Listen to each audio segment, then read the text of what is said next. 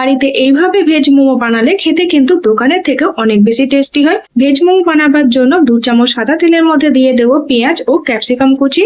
2-4 বার নেড়ে চেড়ে দিয়ে দেবো 1 চামচ মতো আদা রসুনের পেস্ট। আদা রসুনের পেস্টটাও ভেজে নিয়ে এর মধ্যে দিয়ে দেবো কেটে রাখা বাঁধাকপি, গ্রেট করে রাখা গাজর, স্বাদ মতো নুন, অল্প একটু চিনি, প্রায় 1 চামচ মতো গোলমরিচের গুঁড়ো, 2 চামচ মতো টমেটো সস, হাফ চামচ মতো ডার্ক সয়া সস আর 1 চামচ মতো গ্রিন চিলি সস। এই সবকিছু দিয়ে খুব ভালোভাবে নেড়ে চেড়ে প্রায় 10 মিনিটের জন্য ঢাকা চাপা দিয়ে রান্না করে নিলেই কিন্তু আমাদের দারুণ স্বাদের ভেজ মোমোর পুর একদম রেডি হয়ে যাবে। আর এখানে মোমোর ডোটা বানাবার জন্য 2.5 কাপ মতো ময়দা নিয়েছি। স্বাদ মতো নুন আর অল্প অল্প করে জল দিয়ে মেখে একটা নরম ময়দার ডো তৈরি করে নিতে হবে। কিছুক্ষণ রেস্টে রাখার পর এর থেকে লেচি বার করে এক একটা করে লেচি খুব পাতলা ভাবে বেলে নিচ্ছি। রুটিগুলো বেলা হয়ে গেলে এর মধ্যে তৈরি করে রাখা 2 চামচ মতো মোমোর পুর দিয়ে আমি হাতের সাহায্যে মোমোগুলো তৈরি করে নিচ্ছি। আপনারা নিজেদের পছন্দ মতো যে কোনো মোমোর শেপ কিন্তু দিয়ে নিতে পারেন। সবকটা মোমো তৈরি করা হয়ে গেলে এখন মোমোগুলো স্টিম করার জন্য একটা কড়াইয়ের মধ্যে এরকম ছিদ্রযুক্ত থালা রেখে এর মধ্যে সবকটা মোমো দিয়ে উপর থেকে তেল ব্রাশ করে প্রায় 15 মিনিটের জন্য স্টিম করে নিলেই কিন্তু আমাদের দোকানের মতো